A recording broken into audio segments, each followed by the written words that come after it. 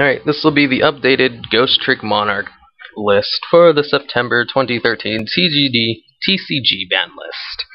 So anyway, start off with Double Tragedy, one Blackluster Soldier, one Dark Arm Dragon, one Gortz, triple Caius, one Firestorm Monarch, triple Rias, triple Ghostrick, Jungishi, triple Lantern, triple Ghost, triple Battle Fader, triple Yugioh, one Allure of Darkness, one Book of Moon, one Dark Hole, double Recurring Nightmare, triple Pot of Duality, double MST, double Unearthing, and one Treacherous Trap Hole. And for the extra deck, we have one Jeweled Red Dragon, one Crimson Blader, one Scrap Dragon, one Stardust Dragon, one Black Rose Dragon, one Mistbird, one Formula Synchron, one Gaia Dragon, one M7, one Photon Bronzer, Ghostrick Alucard, Wind-Up Zenmite, double Signet Magician, and one number 63 something Soldier. Now, you may know the extra deck is kind of a mess, and that's because of Unearthing of the Monarchs. You don't really go for synchro summons a lot often, except if you're playing against a halfway decent opponent, they will destroy your Unearthing as soon as you use it.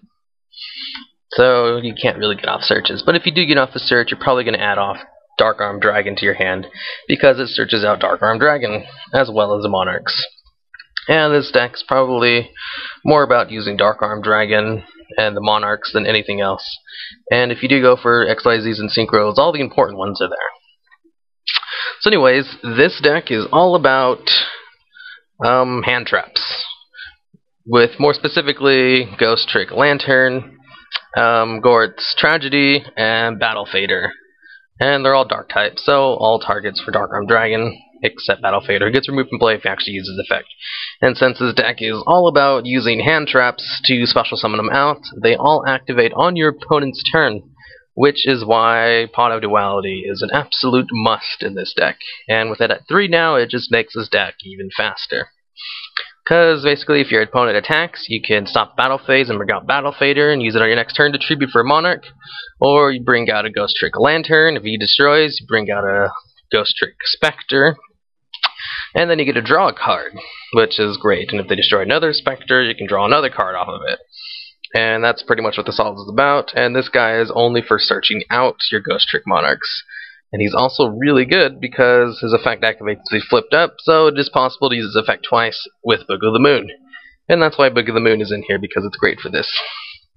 Now, with this deck you can run trap cards, except I didn't really have any room for them because it mainly consisted of monsters and spells. So I mean, look at all those monsters. There's almost 30 monster cards in this deck. Well, actually, it's 10 a row, right? Yeah, so it's almost 30. It's like 27 monsters, which is a hefty amount of monsters for any kind of deck. And the spell cards are very important for this deck, considering the reason you only run Ghostrick Monarch is to be able to use this card in the first place, Unearthing of the Monarchs, because it's amazing. And you need MST in your decks, just in case your opponent tries to lock you out of tributes or something. MST is important and you want to save it.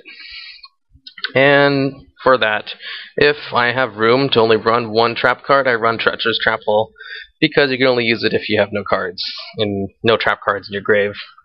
And Treacherous Trap Hole is pretty good. You destroy 2 monsters in the field, and there's no condition to it other than there has to be at least 2 monsters on the field to activate it.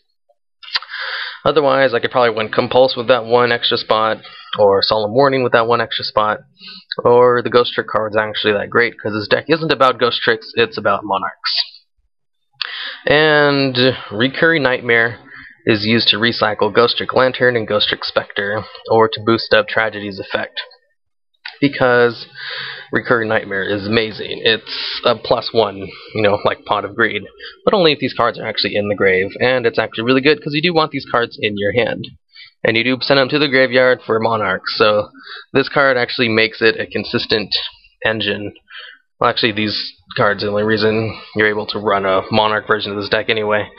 And then bring out Dark Arm Dragon, destroy all your opponent's cards, bring out Blackluster Soldier. The only light target you actually have for him, though, is Yugioh, which is more than enough. Because Yugioh is really easy to send to the grave. Let's see. Did I miss out any of them? Monarchs are self-explanatory. I prefer using Firestorm over Ryas, but Ryas is better. So whenever I play this deck, I take out 2 Ryases and throw in 2 Firestorms. But that's personal preference. This version right here is better. And let's see. I think that's it. I'm pretty sure I explained everything in this deck. Allure of Darkness, it's self-explanatory. You run a ton of dark monsters, and this is also... it's hand neutral, but it's really good. A hand neutral card.